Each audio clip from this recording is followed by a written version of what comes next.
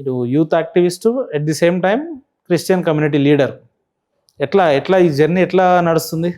బాగుందన్న. ఏంటంటే విషయాలు బోత్ రెండు సైడ్ మేనేజ్ చేయాలన్నప్పుడు అది కొన్నిసార్లు ఏంటంటే కొద్దిగా ఇబ్బందిగా అనిపిస్తూ ఉంటుంది. ఎందుకంటే ఇటువైపు వెళ్ళినప్పుడు ఆ వాళ్ళేమో మనని అపోజిట్గా చూస్తూ ఉంటారు, ఇటువైపు వెళ్ళినప్పుడు వీళ్ళు మన అపోజిట్గా చూస్తూ ఉంటారు. కాబట్టి ఆ నెగోషియబుల్, ఆ న్యూట్రల్ని తీసుకొని పోవాలంటే సైకాలజికల్గా కొద్దిగా స్ట్రాంగ్ ఉంటే కానీ మనము బిల్డ్ చేయలేం. ఫర్ ఎగ్జాంపుల్ ఇందాక ఒక ఇష్యూ నడుస్తూ ఉంది షేక్పేట్లో, ఒక చర్చ్ మీద దాడి జరిగింది. ఆ విషయంలో నేను ఇన్వాల్వ్ అయ్యి దాన్ని ఎంతవరకు చేయాలో అంతవరకు ట్రై చేస్తూ ఉంటే జూబ్లీ హిల్స్ కాన్స్టిట్యున్సీలో ఉన్న ఒక పాస్టర్ గారితో మాట్లాడినప్పుడు ఆయన ఏమంటున్నాడంటే, మీ ఇంటర్వ్యూస్ నేను చాలా చూశాను బ్రదర్, మీరంటే నాకు బాగా ఇష్టము, చాలా చక్కగా మాట్లాడతారు, కానీ నాకు ఒక విషయంలో బాధ వేసింది అని చెప్పన్నాడు. ఏమైంది అయ్య గారు అని అంటే, మీరు మా ఎమ్మెల్యే గారి కోసము మీరు అప్పట్లో అట్లా మాట్లాడారు అని చెప్పాను.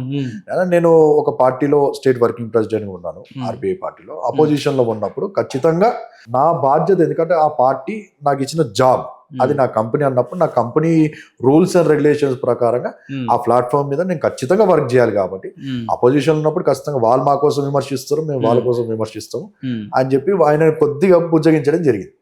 అంటే రాజకీయాలు ఇటు మతాలు కొంచెం అడ్జస్ట్ చేయడం ఇబ్బంది అవుతుంది. ఫర్ ఎగ్జాంపుల్ ఇప్పుడు రాజాసింగ్ గారు ఉన్నారు, రాజాసింగ్ గారికి ఆయనకు అవసరం లేదు ఆ విషయం. ఆయన ఏంటంటే ఒకటే ప్లాట్ఫామ్ మీద ఒకటే ట్రాక్ మీద వెళ్ళిపోతా ఉన్నాడు. ఆయనకు మెయిన్ కావాల్సింది నాకు బీజేపీ పార్టీ కంటే కూడా నాకు నా మతమే ముఖ్యం అంటాడు. బట్ నేను నా మతము ముఖ్యం అని చెప్పి నేను ఎక్కడ చెప్పాను. నాకు ప్రజలందరూ బాగుండాలని నా ఒక కాన్సెప్ట్, అందరూ బాగుండాలి, అందులో నేను ఉండాలనేది నాకు కాన్సెప్ట్. ఎందుకంటే పరలోకం నువ్వు చూడలేదు, ఎవరన్నా అడిగితే పరలోకం నువ్వు చూసినావా అంటే నేను చూడలేదు అంటాడు. నరకం నువ్వు చూసినావా, నేను చూడలేదు అంటాడు. దేవుణ్ణి నువ్వు చూసినావా, నేను చూడలేదు. మళ్ళీ దయ్యాన్ని చూసినావా అంటే ఏ నీడ కనబడ్డది, ఏ చెట్టు కింద కనబడ్డది ఏదో చెప్తారు. కానీ ఈ 3 క్వశ్చన్లకి ఏ మనిషి దగ్గర కూడా ఆన్సర్ లేదు. వాళ్ళ దగ్గర ఎప్పుడు ఆన్సర్ వస్తుంది అంటే చచ్చిపోయినోడు కూడా లేచి వస్తాడట కదా. మరి బైబిల్లో దేవుడు నాకు కనిపించిండు రాత్రి అంటారు కదా. మన నమ్మకము, మన విశ్వాసము తప్ప చెప్పుకోవడమే తప్ప మనిషి చూసింది లేదు అంటున్నా. మనిషి చూసింది లేదు. మీరు క్రైస్తవ విశ్వాసేనా? 100% బైబిల్ని నమ్ముతారు. అంటే నేను న్యూట్రల్ గా, లాజికల్ గా మాట్లాడుతున్నాను. ఇప్పుడు చర్చిల్లో చెప్పే బోధ డిఫరెంట్, దాని తర్వాత ఇప్పుడు మనం బయట ఉన్నప్పుడు అందరితో మనం కలిసిమెలిసి ఉండాలి. ఇప్పుడు అతను వచ్చి అంటాడు ముస్లిం లేకుంటే ఇంకోళ్ళు వస్తాడు, నాస్తికుడు అనుకుందాము, నాస్తికుడు వచ్చి దేవుడే లేడు అంటాడు. దేవుడే లేడు అన్నప్పుడు అది ఆబ్వియస్లీ మనకు అది సెంటిమెంట్స్ అనేవి హర్ట్ అవుతా ఉంటాయి. దేవుడు ఉన్నాడని చెప్పి నేను అంటాను అన్న. దేవుడు ఉన్నాడా? 100% ఉన్నాడా? దేవుడు ఉన్నాడు. ఎట్లా ఉన్నాడని చెప్తారు అంటే ఏ పరిమాణం ప్రామాణికంగా ఎట్లా అంటే అన్న, ఫర్ ఎగ్జాంపుల్ ఏ క్రియేషన్ ఉన్నా కూడా there should be a creator. దేవుడికి మ్యానుఫ్యాక్చరర్. దేవుడికి ఆకారం లేదు.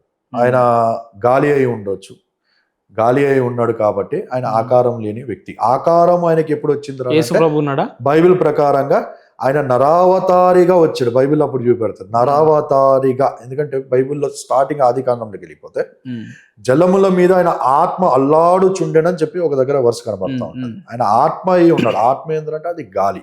సో ఒక స్వరూపం అనేది మనము ఏ మనిషి కూడా చూడలేదు. బైబిల్లో అయితే దేవుణ్ణి అగ్ని రూపంలో మోషేని చూస్తూ ఉంటే మోషే దేవుడు అగ్నిలోకి వెళ్ళి మాట్లాడినట్టుగా, దేవదూతల రూపంలో మాట్లాడిన రకరకాలుగా మాట్లాడినట్టుగా కనబడుతుంది. కానీ ప్రత్యేకమైన ఆకారాన్ని మనం ఎప్పుడు కనుగోగలుగుతామనంటే దేవుడు తండ్రి రూపంలో వచ్చాడు. తండ్రి ఇలాగా ఉంటాడు. ఆయన రూపంలో నరుణ్ణి దేవుడు సృష్టించెను. సో కాబట్టి నరుణ్ణి మనము చూసుకున్నప్పుడు బైబిల్లో దేవుడు ఎంతమంది? దేవుడు ఒకడే అన్న. ఒకరా ఇద్దరా? ఒకరు. తండ్రి ఎవరు, కుమారుడు ఎవరు? తండ్రి మొదట ఆయనకు ఒక పేరుంది, యావే అని చెప్పి హెబ్రూలో అంటా ఉంటారు.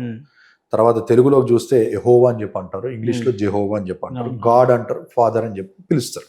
కొత్త నిబంధనలకు వచ్చినప్పుడు నూతన పుస్తకం ఏదో దానిలో తండ్రి అయిన దేవుడే తల్లి గర్భములోనికి కుమారుడుగా బయటకు వచ్చాడు. శరీరాన్ని దాల్చి రక్త మాంసాలు కలిగి, బైబిల్లో ఉంది క్లియర్, రక్త మాంసాలు కలిగి తండ్రి అయిన దేవుడే కుమారునిగా తల్లి గర్భంలోకి వచ్చాను.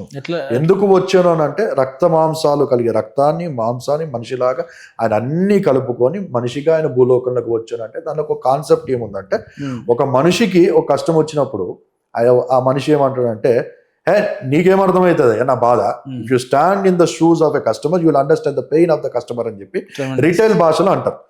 అంతే కదా అన్న.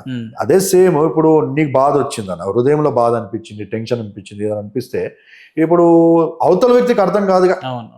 అది రేపన్నాడు ఒక మనిషి ఏమంటాడంటే, నా బాధ నీకేం తెలుస్తుంది దేవా, వాడు నన్ను తిట్టాను, వాడు నా మీద ఉంచాను, వాడు నన్ను దూషించాను, వాడు నన్ను ద్వేషించాను, వాడు నన్ను కొట్టాను అందుకే దేవుడు వచ్చి ఈ అన్ని క్వశ్చన్లకి ఆయన ఆన్సర్ ఇచ్చాను. అరే బాబు, నేనే సృష్టికర్తనై, నన్ను కొట్టాను, నా మీద ఉంచాను, నా బట్టలు చింపేసాను, నన్ను సిలువేసాను, నేనే ఇంత ఓపికగా ఉన్నా, నాకే అవమానాలు తప్పలేదు. నాకే జరిగినాయి.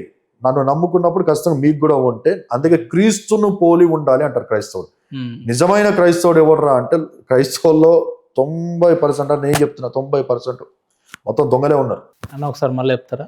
90% అన్న, 90% దొంగలే ఉన్నారు. మళ్ళీ ఒకసారి. నేను చాలా ఇష్టపడేది క్రైస్తవంలో 90% దొంగలు ఉన్నారు. ఒక క్రైస్తవుడుగా మీరు చెప్తున్నారు. చెప్తాను, క్రైస్తవంలో 90% దొంగలు ఉన్నారు. ఒక క్రైస్తవుడుగా మీరు చెప్తారు. క్రైస్తవుడుగా నేను చెప్తాను. రైట్. ఇప్పుడు మాట్లాడదాం. నేను ఎక్కువగా ఇష్టపడేది హైందవ సోదరులను. ఎందుకు ఇష్టపడతానంటే, సరే వారి యొక్క కాన్సెప్ట్ విశ్వాసాలు డిఫరెంట్ అయినా మనసు వాళ్ళది బాగుంటది.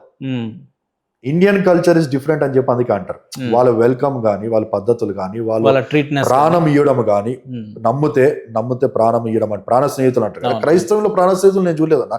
వాస్తవానికి నన్ను చాలా మంది వెన్నుపోటు పొడిచారు, ముందుకెళ్తా ఉంటే నన్ను కిందికి లాగడము, నన్ను తొక్కేయడము. నేను వస్తే వాళ్ళ చైర్ ఎక్కడ, ఎందుకంటే పీటర్ అనేటువంటి వాయిస్ ఉంది, మాట్లాడగలుగుతారు, పర్సనాలిటీ ఉంది. ఆయన వస్తే మాకెక్కడ చైర్లు ఉండవు. నన్ను తొక్కిన వాళ్ళే క్రైస్తవులు. నాలో బిషప్పులు, మీరు నమ్మరు, బిషప్ చూసి మనసు బాధ చాలా. ఎప్పుడైనా అనిపించిందా అనవసరంగా ఈ క్రైస్తవంలోకి వచ్చిన? చాలాసార్లు అనిపించింది. మనం ఇంత పోరాటం చేస్తా ఉన్నాం ఏంటి అని చెప్పి చాలాసార్లు. ఇప్పుడు పీటర్ అనే వ్యక్తి తప్పేముంది, ఆయన సోషల్ యాక్టివిస్టు, అటు పాలిటిక్స్లో రాణించాలనుకుంటున్నాడు, చాలా మందితో పరిచయాలు ఉన్నాయి, చాలా అనేక వేదికలు పంచుకున్నాడు, సమస్యల మీద అవగాహన ఉన్న వ్యక్తి. ఆయన వస్తే ఇతరులకు మీ క్రైస్తవంలో ఉన్న పెద్దలకు వచ్చే నష్టం. ఫర్ ఎగ్జాంపుల్ లిటరల్ గా మీరు ఎమోషనల్ అవుతున్నారు, మీ కళ్ళల్లో నీళ్ళు చూస్తే. లేదు, అట్లేం లేదు. కానీ ఒక ఎగ్జాంపుల్ చెప్తాను. నేను బీజేపీలో ఉన్నాను, ఇంతమంది బీజేపీలో ఉండే. మా చిన్న తమ్ముడు స్టిల్ ఈజ్ ఇన్ బీజేపీ. ఆయన క్రిస్టియన్. బీజేపీలో ఉన్నప్పుడు కూడా క్రైస్తవంలోనే ఉండేనా? నేను రీసెంట్ గా 2023 సమ్వేర్ ఎల్స్ నేను ఢిల్లీ వెళ్ళి కిషన్ రెడ్డి గారు వీళ్ళందరూ ఉన్నప్పుడు I share you the picture, you can join అయ్యాం, బీజేపీలో జాయిన్ అయ్యాను. బట్ నాకు పొజిషన్ అనేది ఏం లేదు. బట్ మా తమ్ముడు క్రిస్టియన్ మైనారిటీ స్టేట్ ప్రెసిడెంట్ గా స్టిల్ ఈస్ దేర్. 2019 నుంచి వైస్ ప్రెసిడెంట్ గా జాయిన్ అయ్యాడు. Nitin Naidu, Raghumudri Nitin Naidu, contested MLA from Kukatpally 2018 ఓఫీర్ గారి పార్టీ నుంచి. ఇప్పుడు బీజేపీలో still is in BJP. Christian wing కి ప్రెసిడెంట్ గా ఉన్నాడు బీజేపీలో, మైనారిటీ డిపార్ట్మెంట్. ఇప్పుడు నేను కొన్ని ప్లేసెస్ లోకి వెళ్ళి హెల్ప్ చేద్దామని చెప్పి ఇలాంటి ఇన్సిడెంట్స్ జరిగినప్పుడు ఖచ్చితంగా యాజ్ క్రిస్టియన్ లీడర్ గా మనం అప్రోచ్ అవుతారు. మనం వెళ్ళినప్పుడు మా క్రిస్టియన్ సోదరులు, మా బిషప్లే, వాడు బీజేపీ ఓడరా, ఆర్ఎస్ఎస్ ఓడు అని చెప్పి నా మీద వేసి రకరకాలుగా నన్ను డౌన్ చేయడము, నన్ను వెనక్కి లాగడము, ఇలాగా చాలా చేసి ఉన్నారు. సో అందుబట్టే నాకు చాలా అనిపించింది, అరే మనం నిస్వార్థంగా వచ్చి చేద్దాం అనుకుంటే ఇలాంటి క్రైస్తవులు ఇంత ఘోరం అని చెప్పి ఆ రోజు అనిపించింది. చాలాసార్లు అనిపించింది. అంతేందుకు ప్రవీణ్ పగడా గారి మీటింగ్ హరారే కలాపంలో నేను పెడితే ఒక బిషప్ ఉన్నాడు. ఆ బిషప్ ఫోన్ చేసి సిపిలకి కానీ డీసీపీలకు కానీ ఫోన్లు చేసి అతనికి పర్మిషన్ ఇవ్వదని చెప్పి చెప్పాడు. తర్వాత మొన్న రీసెంట్గా 6 months బ్యాక్ మా నాన్నగారికి ఫోన్ చేసి, క్షమించండి బిషప్, మా నాన్నగారు బిషప్ గారు, క్షమించండి బిషప్ గారు, నేనే ఫోన్ చేసి కంప్లైంట్ పెట్టి ఆ పర్మిషన్ రాకుండా నేను ఆపిచ్చానని చెప్పాను. హరారే కలాపంలో అభినయ్ దర్శన్ గారు, అజయ్ బాబు గారు పెట్టిన తర్వాత నెక్స్ట్ నేను పెట్టాను. ఇమీడియట్ 28th May నేను పెట్టాను, వాళ్ళు May 3rd పెట్టారు. 28th May నాకు పర్మిషన్ ఇవ్వలేదు. అయితే నేను ఎస్పీజీ చర్చ్లో పెట్టాను ఇమీడియట్గా. అప్పటికప్పుడు 5 o'clock నాకు పర్మిషన్ రాకపోయేసరికి అప్పటికప్పుడు నేను అనౌన్స్ చేసి ఎస్పీజీ చర్చ్లో ప్రోగ్రామ్ అనౌన్స్ చేశాక జరగాలని చెప్పి జరిగించాను. కానీ చేసింది ఎవర్రా అంటే క్రైస్తవులే, మన వాళ్ళే.